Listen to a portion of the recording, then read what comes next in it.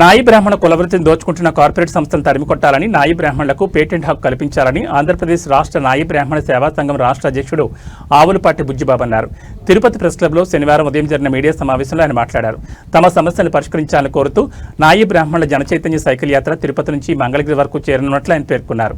రాష్ట్రంలో 8 లక్షల మంది నిరుపేద నాయి బ్రాహ్మణులు చోరు వృత్తిని నమ్ముకుని సీలింగ్ షాపుల్లో పనిచేసుకుంటూ జీవనం సాగిస్తున్నారని, ఇతర కులస్తులు కార్పొరేట్ సంస్థలకు నాయి బ్రాహ్మణ కొలబెడితిని నిలువుదేవుడికి గురవుతున్నదని ఆయన ఆవేదన వ్యక్తం చేశారు. తాతల తండ్రుల నుంచి సంక్రమించిన ఈ చౌర వృత్తి వంశపారంపర్యంగా అనేక శుభకార్యాలలో నాటి నుంచి నేటి వరకు అనేక సందర్భాల్లో నాయి బ్రాహ్మణుల పాత్ర విశేషమైందన్నారు. నేడు తిరుపతి నగరంలో సందుకు కార్పొరేట్ సంస్థలు పుట్టుకొస్తున్నాయని, అదేవిధంగా రాష్ట్రం మొత్తం కూడా రాష్ట్ర వ్యాప్తంగా కార్పొరేట్ సంస్థలు పాకుతూ ఉన్నాయని, రాబోయే రోజుల్లో నాయి బ్రాహ్మణులకు ఫైటింగ్ హక్కు కల్పించి కులవృత్తికి న్యాయం చేయాలని రాష్ట్ర ముఖ్యమంత్రి, ఉప ముఖ్యమంత్రులకు బ్రాహ్మణ తరపున సమస్యల పరిష్కారానికే సైకిల్ యాత్రను ప్రారంభిస్తున్నారని ఆయన పేర్కొన్నారు.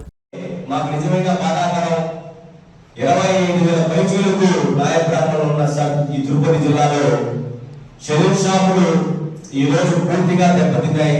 ఈ కార్పొరేట్ సంస్థల పైన 49, 99 అని రేట్లు డిస్ప్లే చేయడం, అక్కడ కస్టమర్ ని లోపలికి వెళ్ళిన తర్వాత 500 నుంచి 1000, 2000 రూపాయలు తీసుకోవడం. ఇది నిజంగా చెప్తున్నాం. మా షెల్లింగ్ షాపుల్లో నాయ బ్రాహ్మణులు ఒకే రేటు, ఒకే పద్ధతి, నాణ్యమైన పనితనంతో ఇప్పటి వరకు కూడా పనిచేస్తున్నాం. ఇతర కోర్సులు వచ్చి కటింగ్ కి, షేవింగ్ కి అసలు అంత అందంగా తయారు చేయకపోయినా ఈ విధంగా రేట్లు తగ్గించి తీసుకోవడం మేము తిరుపతి జిల్లా, తిరుపతి పట్టణం నుంచి వ్యతిరేకిస్తూ ఈ రాష్ట్ర ప్రభుత్వానికి మేము ఖచ్చితంగా చెప్పబోతున్నాం. మా నుంచి ఖచ్చితంగా మీరు ఆలోచించాలి. ఇది మీరు నాయ బ్రాహ్మణులకి నిజమైన నష్టం జరుగుతుంది. ఈ కార్పొరేట్ సంస్థలు పూర్తిగా ఏ విధంగా అయినా సరే మాకు పేటెంట్ హక్కు కావాలని మేము కోరుకుంటున్నాం. మేము రాష్ట్ర ప్రభుత్వానికి విన్నవించుకొని, ఇది కాకపోతే నరేంద్ర మోడీ ప్రధానమంత్రి దగ్గరికి కూడా మేము ఈ రాష్ట్రం మొత్తం కూడా ఒక ఉద్యమాన్ని చేపట్టబోతాం కమ్యూనిటీ పరంగానే. ఎందుకంటే మా నాయ బ్రాహ్మణ సోదరులందరూ కూడా ఈ రోజుల్లో ఇళ్ల నుంచి బయటికి రాకుండా మేము చేసే కులవృత్తిని వాళ్ళు మా నమ్ముకొని జీవనం కొనసాగిస్తున్నాం.